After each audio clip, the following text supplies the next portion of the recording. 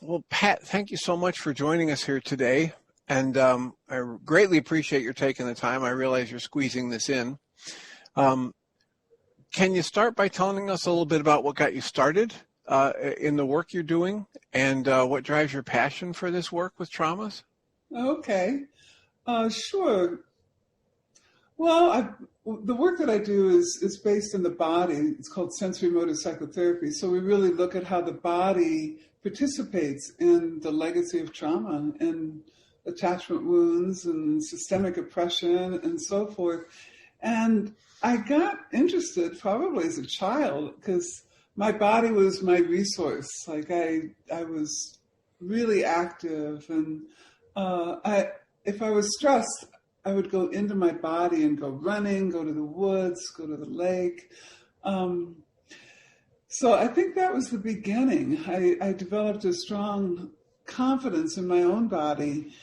In the early 1970s, I was working at a psychiatric hospital and I was teaching yoga and dance. And what I found was that the patients who did both those classes seemed to get better. And that really piqued my curiosity about the role of the body in mental health and in healing trauma, because many of those patients were traumatized. And then it just started rolling from there. I met Ron Kurtz, who is the first person I had ever encountered who felt that the body could be an avenue to implicit memories, implicit beliefs, childhood issues that maybe we'd even forgotten. So that was a big influence. And I moved to Colorado with Ron, started studying all kinds of movement work and body work, and really kind of went out on a limb in a lot of ways in what I was doing, because I was very interested in helping people shift how they live in the body. And in the late 70s, I was an adjunct therapist for the clinic here at the University of Boulder. And the clients that were referred to me were clients who had all been traumatized. I didn't know that at the time because nobody was talking about trauma. They'd all been sexually abused, and they were sent to me because these women couldn't experience sexual pleasure. And everything that I had been taught didn't work with these women. They got more dysregulated. Sometimes they'd come back the next week feeling worse. And I was baffled because I was doing everything I thought the right way. And I started thinking, well, I'm just going to try to keep them connected to their bodies. We're not going to go into strong emotions. We're not going to revisit the memories. We're just going to stay connected to the body. And they started getting better. At least they stopped getting worse. So that was a really big learning for me. It was long before people even started talking about trauma. So then I started my own school, started teaching, and yeah. So you just kind of learned as you went, huh? I did learn as I went, and I studied a lot of alternative methodology. The Rolf method of structural integration, which works with alignment and posture in the body, but it's a hands-on body work. And I studied all kinds of movement disciplines. So I really had kind of an alternative approach. And then I met Bessel van der Kolk in the mid-90s. And he's a premier trauma therapist, wrote an incredible book called The Body Keeps the Score. And he started introducing me to more traditional approaches and kind of integrating my work into that world. So since then, since the mid-90s, I've been working a lot with neuroscientists and attachment experts and people in the field of dissociation, learning how those fields really interface with my work with the body. Yeah. Well, so you have this website, sensorymotor.org, and you train therapists in sensory motor psychotherapy. Correct. And people can actually go to your website, sensorymotor.org, and type in their location and find out if there's any therapists who've been trained through your organization that are relatively close to them. What's one of the primary things that you can tell us, or the people listening who might be thinking about wanting a therapist to work through some therapy, that separates the sensory motor psychotherapy approach from traditional talk therapy? Primarily, what separates sensory motor psychotherapy from talk therapy is that a sensory motor psychotherapist is looking at how the body participates in the legacy of trauma and relational issues. So, for example, a traumatized client might have a posture like this, and they might be frightened, and they might live with that fear from their trauma. And so we know that we're going to have more success in helping them if they can shift how they live in the body, because as long as the shoulders stay like this, the fear is sustained. And we'll look at whatever the presenting difficulty is of the client. It's got to show up in the body, because we all have a body. Everything we experience is through the body. So no matter what the client comes with, we look at how the body reflects the issues. Many traumatized clients live kind of outside a window of tolerance, so they feel dysregulated, like anxious and hyperaroused, or else just kind of deadened and hypoaroused.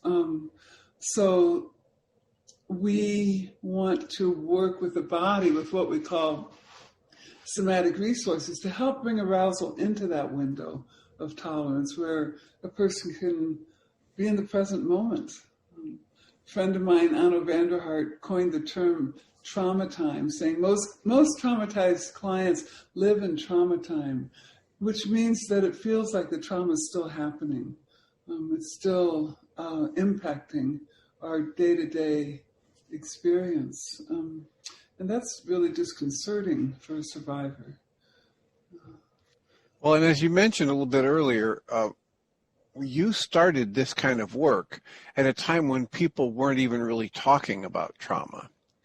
And the more I've been exploring with different people and interviewing different professionals who do integrative or functional or holistic psychiatry or therapy or medical work, the more I'm hearing them say that they're waking up to the realization that many of the symptom patterns they're seeing are directly related to trauma, childhood trauma and others.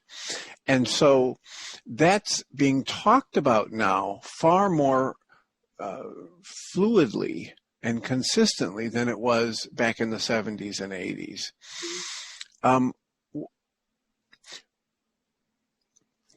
How has that changed what you do with people or training therapists? The idea that now it's getting to be more accepted.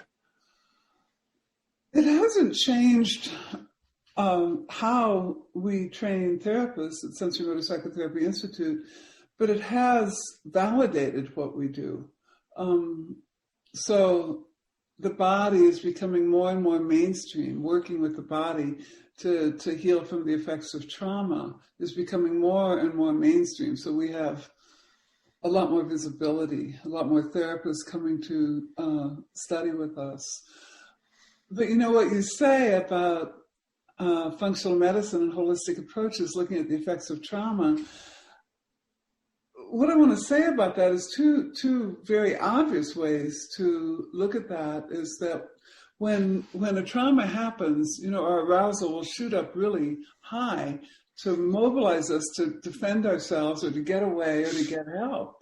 And if that doesn't work, our arousal will just plummet to this deadened, shut down state. And for trauma survivor, those states of arousal are outside of that window of tolerance, and that compromises our immune system over time.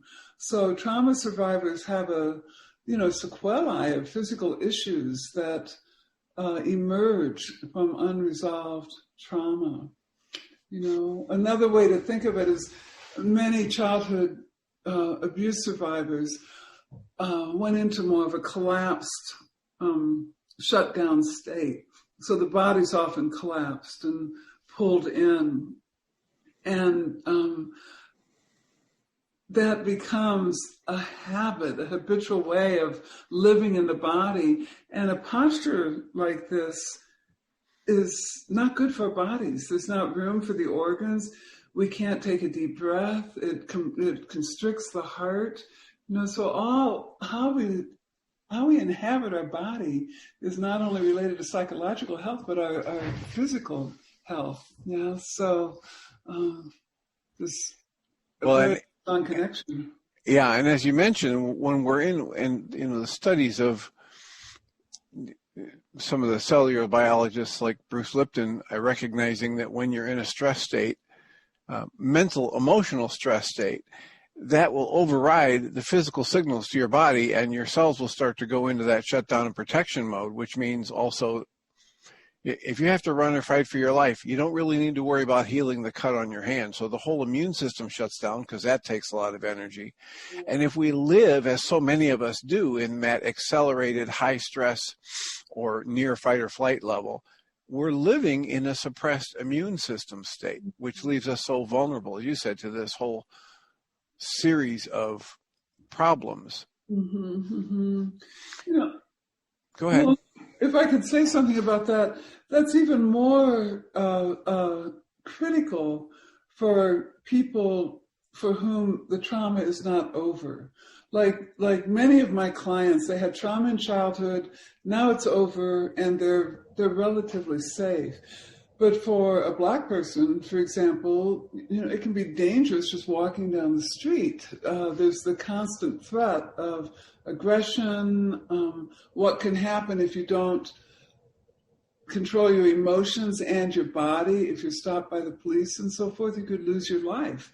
So for people who are marginalized, whether they're transgender or African American or Asian, there's so many societal threats that are still ongoing that it's a challenge to bring the arousal quickly back into a window. Yeah, and the wear and tear on our energy systems physiologically to be in that constant high stress state, right, is and of course there are some of those when you're actually in a war zone and your whole town, your whole community is in the war zone with you. People come together and there's a support that happens. But when we're living in these isolated apartments and houses and condos and we don't have that sense of community and we're living at that high stress level, there's just a whole series of factors that tear the energy system down. That's really true. They say that the best inoculation against post-traumatic stress disorder is a secure attachment relationship in childhood, like where you have secure relationships, you can count on each other. And then when you're an adult, if you do have trauma, you're much less likely to get PTSD if you have that foundation. Wouldn't it be great if we could give that to more people? I know. Well, so, there are so many ways that I would want to take a conversation with you because you've been at this for so long and there's so many different aspects of trauma work.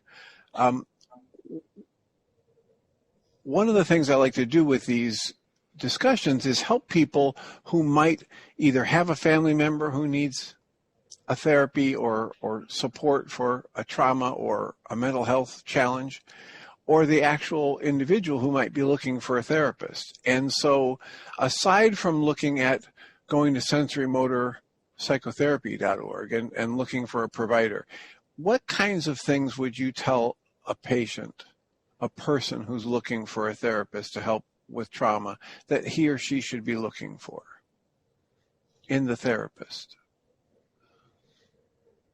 That's an interesting question. I think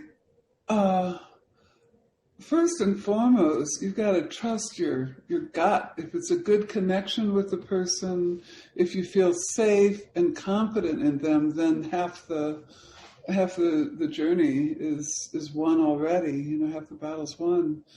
I mean, I'm biased towards work with the body because trauma first and foremost affects the body. It affects our arousal level, and it affects our somatic system as we prepare to protect ourselves and make ourselves safe. So if I were looking for a trauma therapist, I would look for someone who did understand the role of the body and incorporated some somatic approaches. Many clients are frustrated trying to resolve their trauma through insight, through cognition, because that's not where trauma first has its effect. When we're threatened, our instincts, our subcortical instincts, are mobilized for survival. For example, if you're taking a fall down the steps, you instinctively will grab for the railing before the signal that you're in danger gets to your thinking brain. And it's important to understand that with trauma, because it's hard to resolve it cognitively, and it's also hard to resolve it by expressing emotions related to it.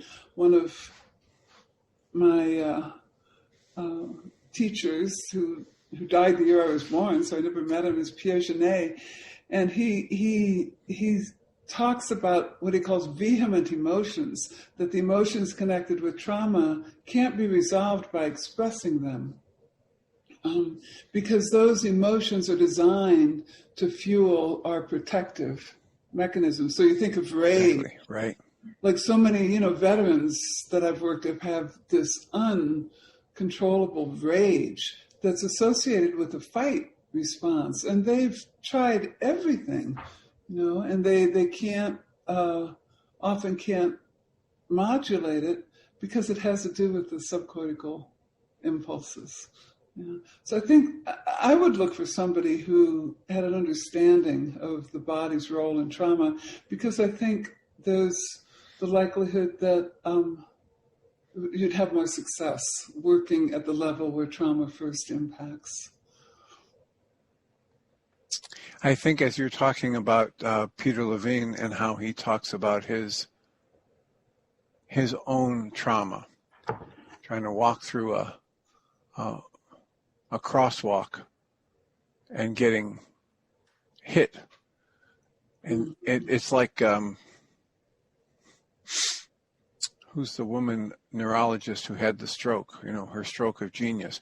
When you have somebody who's trained in that body of work and then they go through that problem themselves. So the analysis that Peter Levine talks about, being aware of all his physical responses and the self-protective motions, and then the energies vibrating in his body, and being able to understand that he doesn't want to fight them off and he doesn't want to restrict them, and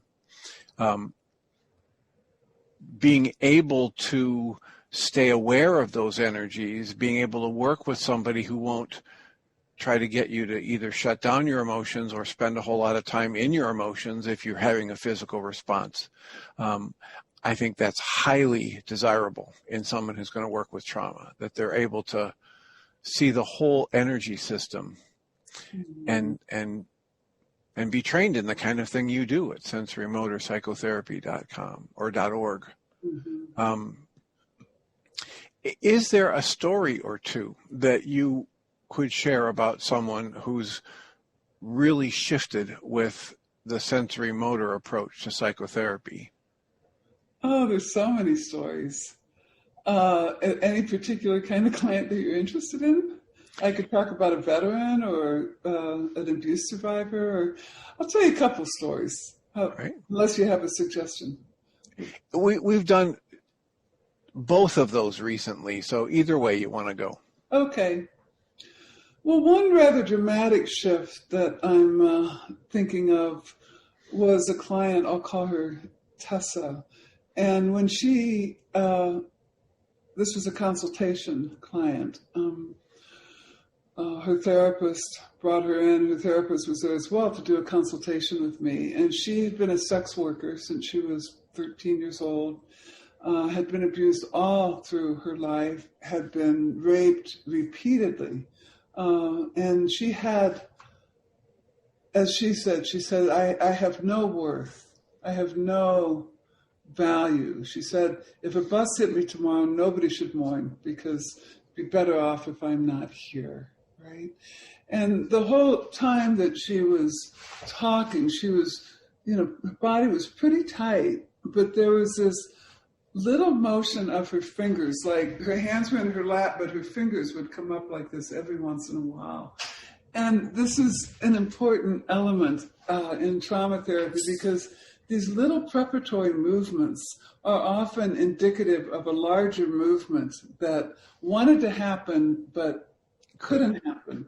And, we can imagine as a child and with all these times she'd been attacked, that her pushing away and trying to defend herself was futile. It didn't help at all.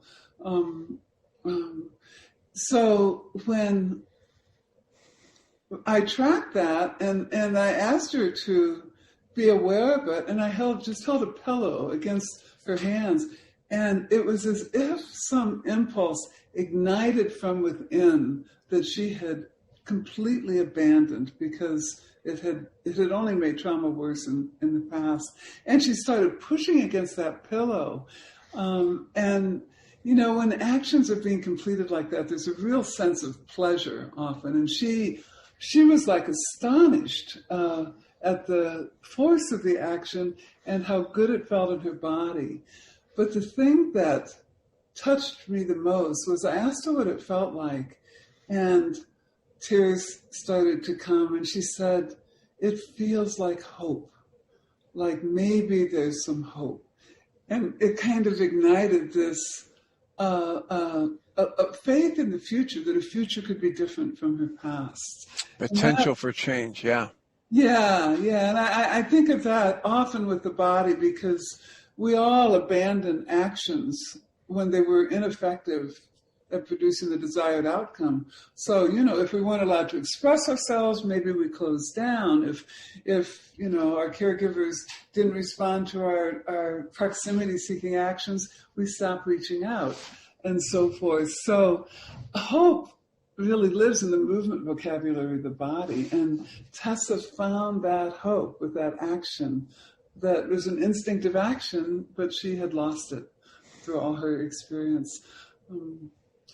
So that's one client that I think about.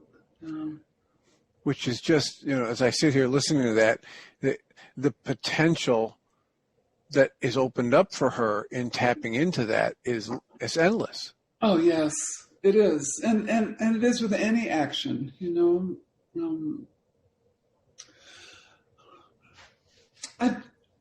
I want to tell one other story because I think that this is important for people when they're resolving trauma. The problem with trauma is if we go into it, our arousal is going to get outside of the window really fast.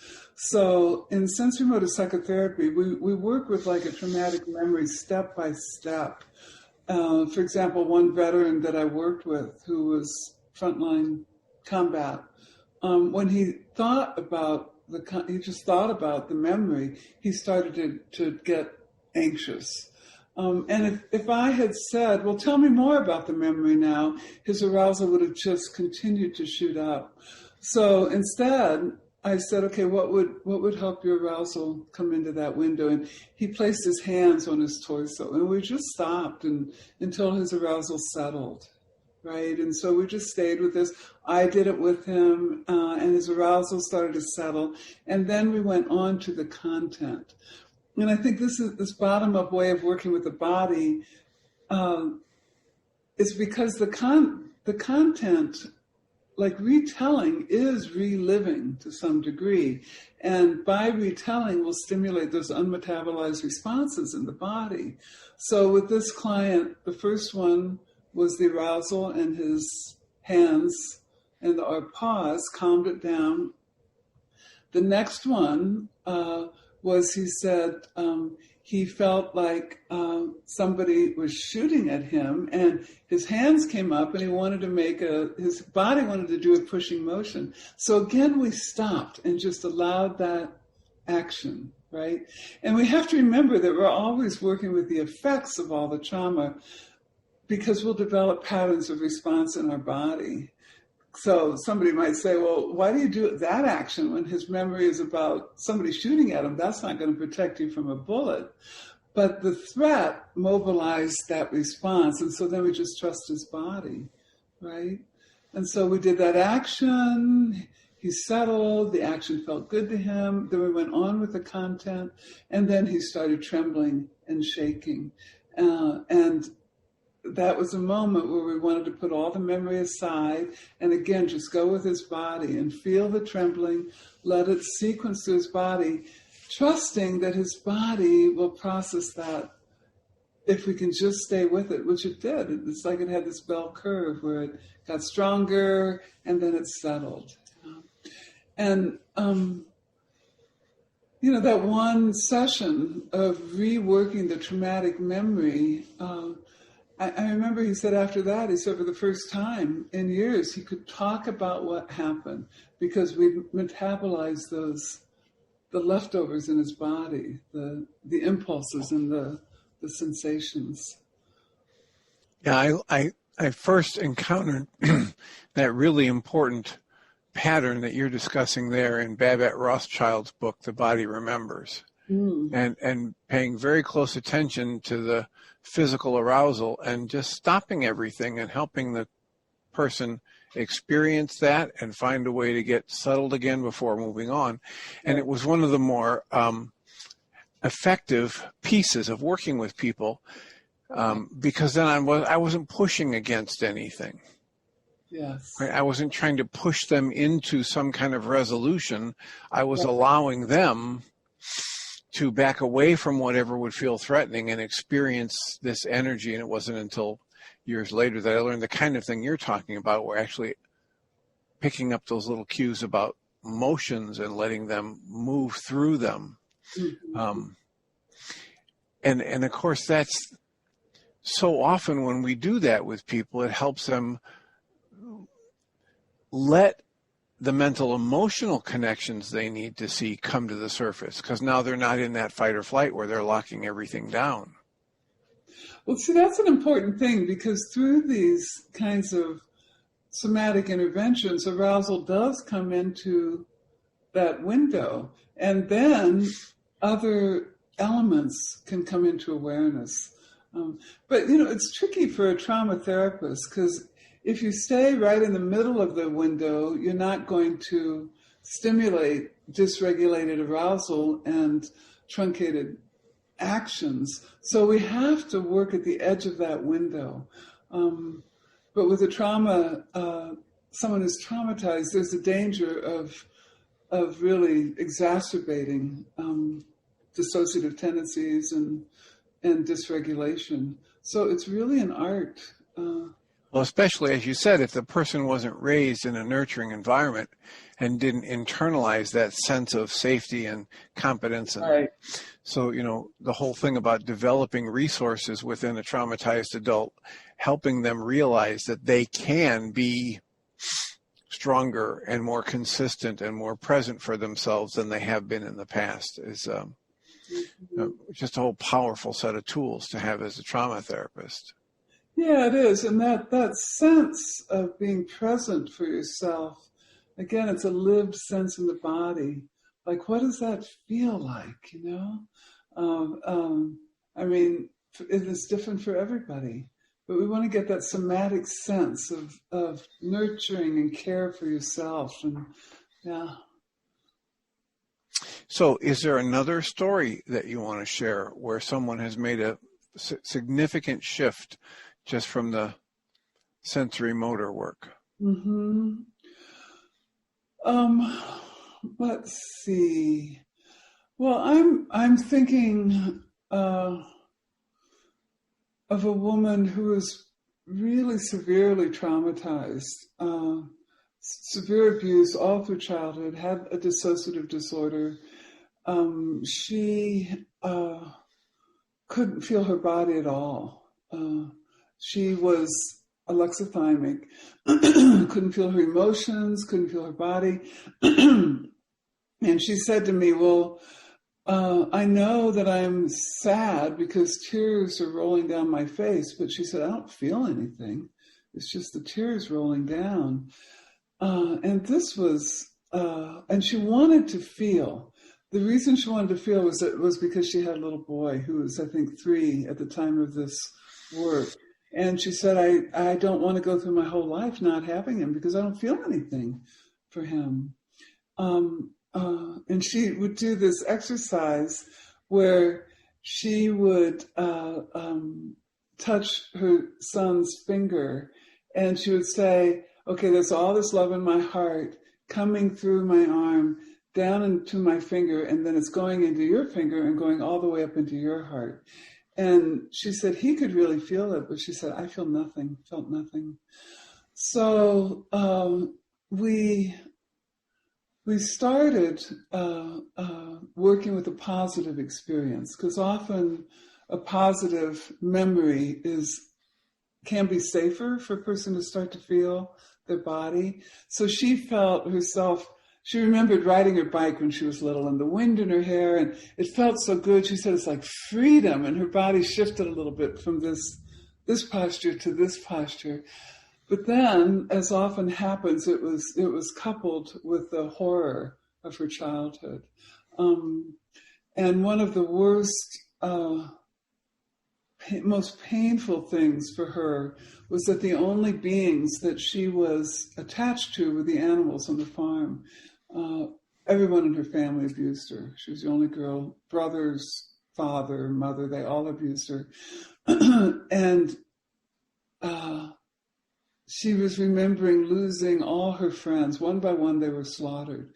And she said her heart was broken, just broken. And so I asked her if she could bring her hands to her heart, and just because she protected her heart with all this tension, if she could protect it that way. And she did it, and for a moment it felt warm and safe, but only for a moment. And then she took her hands away and she said, my brain's shutting down, I'm going to in a shutdown mode. And she was right on the brink of hyperarousal, about to shut down.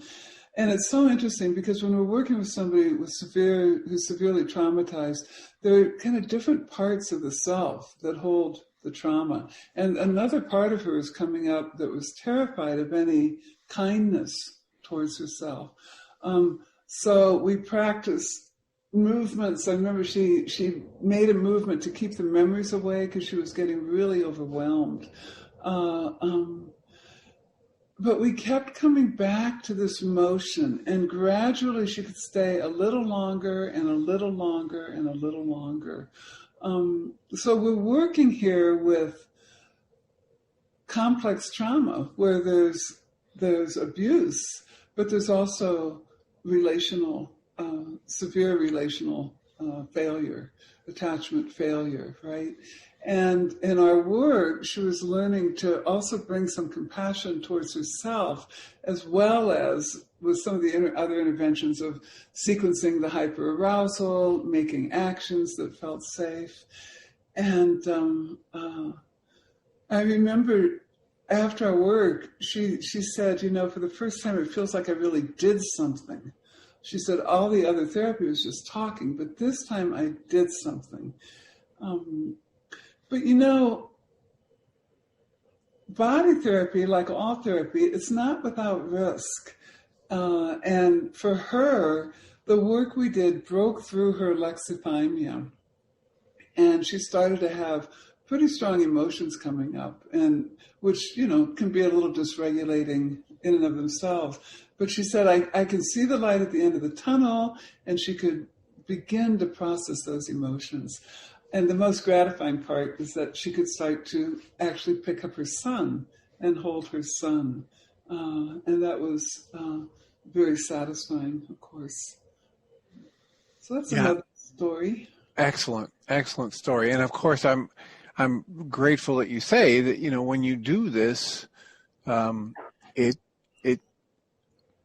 contains risk, right? I'm going to access things that are very intense, that Yeah. some part of my mind has decided it's not okay for me to know, and it's been keeping separated from my conscious awareness for years, if not decades. Right. And so it's very important in my experience, and I'm frequently recommending this to people, to work with somebody who's specifically trained in trauma work, not just a good new technique that they've learned. Yes, They have this definitely. conceptual framework about the person, the Right. whole mind-body energy system, the awareness that everything that we've done and all the symptoms that we've accumulated at one point or another were adaptive.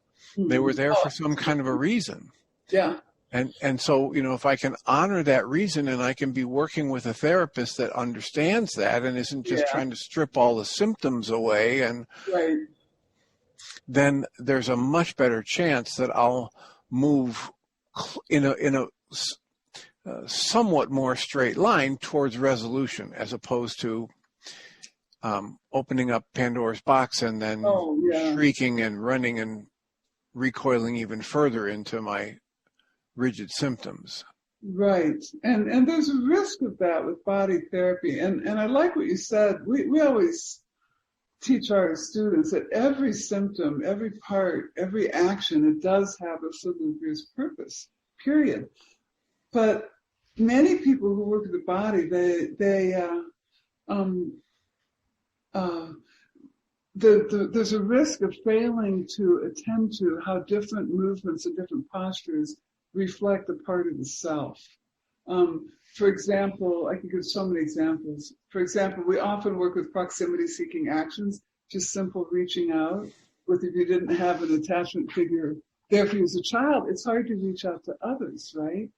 But if you're asking a client who was abused by their caregivers to practice that action, it's going to stimulate another part of them that's rooted in defensive responses. And that we have to be aware that we don't override one part for another.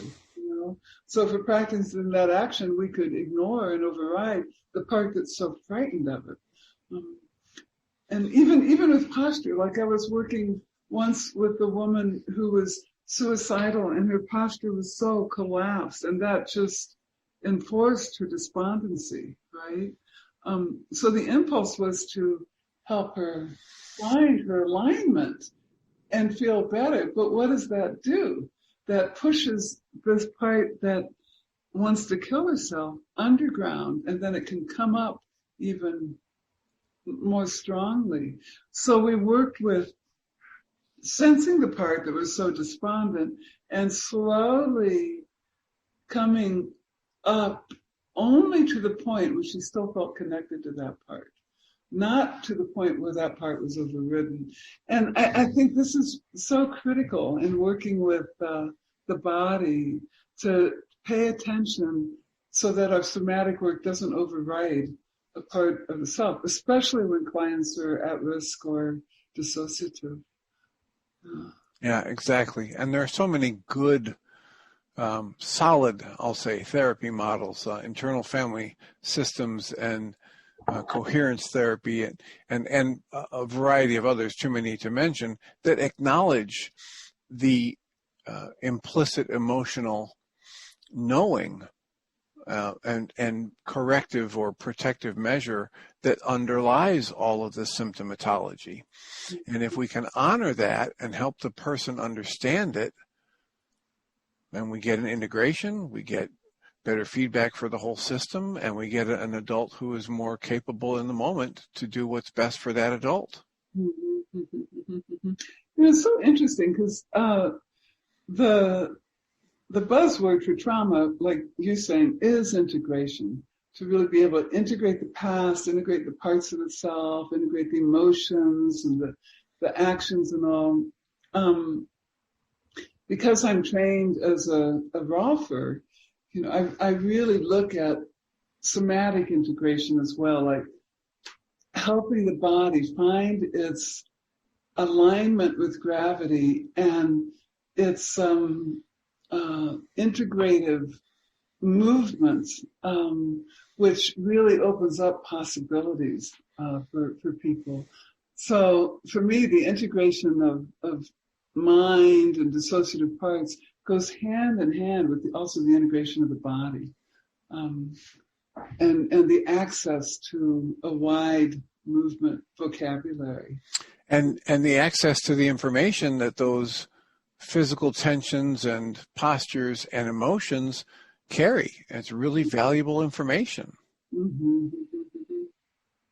Yeah, Ron Kurtz used to say that if we help enough of the right kind of information come from the inside of the plant to consciousness, then the system will automatically reorganize towards health. And I think that's true. When I learned to be a therapist in the 70s in the prison where I was a counselor and the psychiatric unit and even social work school, I was expected to have the answers for people. And it was a huge relief to learn that people have their answers inside and they have that capacity to heal inside themselves. So all we have to do is help them become aware of it. And it sounds like it's simple, but it isn't. It takes a lot of observational skills and training and everything else to really help people find that wisdom. Yeah. Well, but as you say, the first step is to recognize that it's not me who has to come up with that answer. It's the person who has it within them. Right. And if I can, that's a huge burden lifted off of me as the therapist to begin with. Yeah. As long as I can get my ego out of the way, and then the tools and the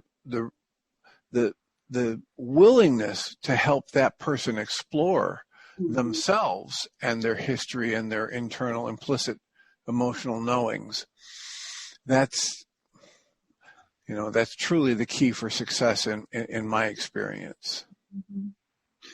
And a big kind of paradigm shift in my work that is veering away from talk therapy is that in sensory-motor psychotherapy, and Ron introduced me to this as well in the 70s, we're much more interested in patterns of internal organization than we are in the content and the history. What we want to work with is how the person organizes their experience inside right this moment through their body sensation, their movement, the images that come up, the emotions, and the thoughts. And this is where, instead of having a conversation and talking about things, we work a lot with mindfulness. And I want to say, I've been teaching and working with mindfulness since the 70s, but it's only in the last several years that I've become aware of how Western culture has appropriated mindfulness from Eastern traditions. And I just want to acknowledge that, because in that process of appropriation, the true original meaning and practice of mindfulness has really shifted. So I want to acknowledge and express appreciation for the traditions that it comes from. But through mindfulness, we can be aware of our organization. Yeah? So if somebody is talking about being raped as a child, instead of just talking about it, we would ask, okay, so as you're talking about it right now, what starts to happen inside? Well, I feel I'm pulling back. I'm starting to feel scared. I have this thought, I'm never going to be safe. I have this image of this rapist and his eyes. And that's the organization of experience. It's not a conversation anymore at that point. And that's where change can really happen, is when we shift how we organize experience. Like clients will say after the work, things like, yeah, the rape happened, and they won't have this, they'll organize around it differently. That's why the veteran could talk about the combat, because he organized differently. Yeah. Yeah, great stuff. The whole idea that I don't get to change my past, but I can absolutely change what I've made it mean about me and my life.